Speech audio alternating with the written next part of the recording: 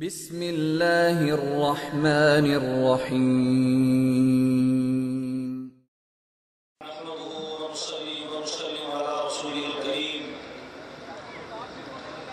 أما بعد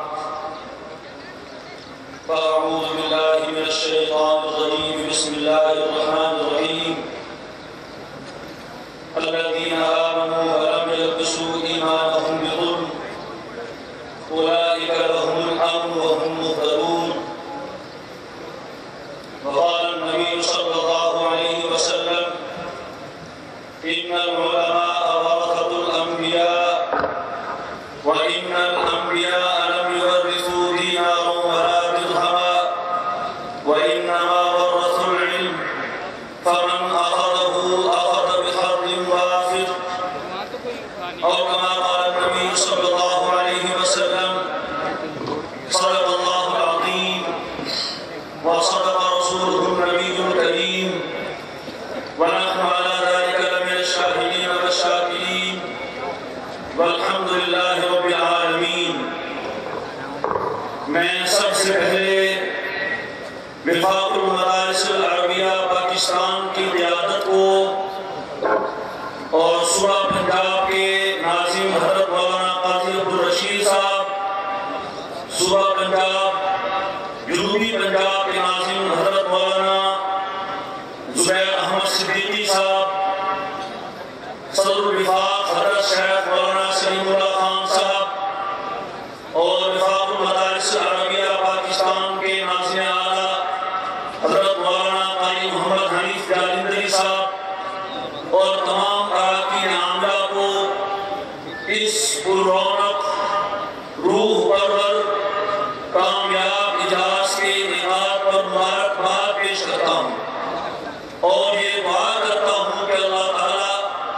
اس اجتماع کو اپنی بارگاہ میں قبول فرمائے اور مدارس کے حوالے سے ہمارے اکابرین کے جو مقاصد ہیں ان میں کامیابی کا پیش خیمہ یہ اجتماع ثابت ہو.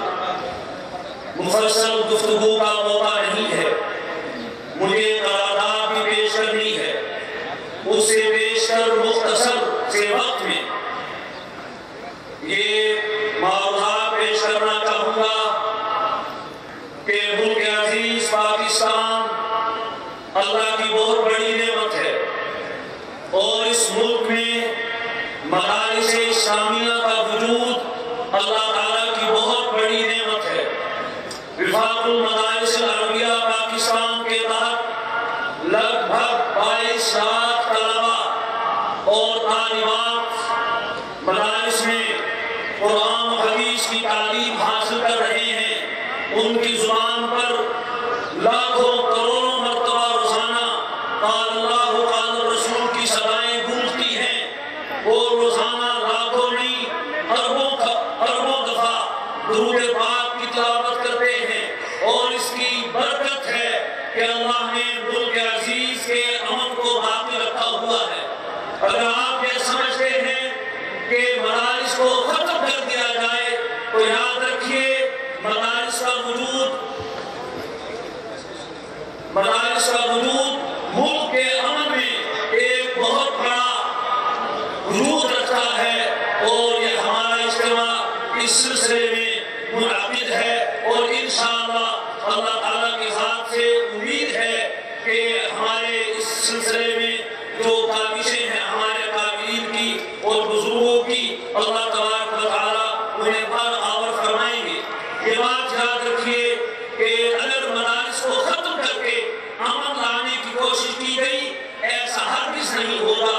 میر بھی عجب سادہ ہے، بیمار ہوئے جس کے سبب اس سے تار کے اوڑے سے دوا لیتے ہیں. اور آخر میں قرارداد پیش کرتا ہوں، امید ہے کہ آپ غور سے سماعت فرمائیں گے اور اس کی تائید بھی فرمائیں گے. یہ اجتماع دینی مدارس کے خلاف مختلف ایجنسیوں اور حکومتی اداروں کی روز افزوں اور مسلسل کارروائیوں پر شدید احتجاج کرتا ہے اور آپریشن سے متاثرہ علاقوں میں سینکڑوں مساجد و مدارس کے نظام کو شرمناک قرار دیتے ہوئے حکومت سے مطالبہ کرتا ہے کہ دینی مدارس پر چھاپوں اور ان کے ساتھ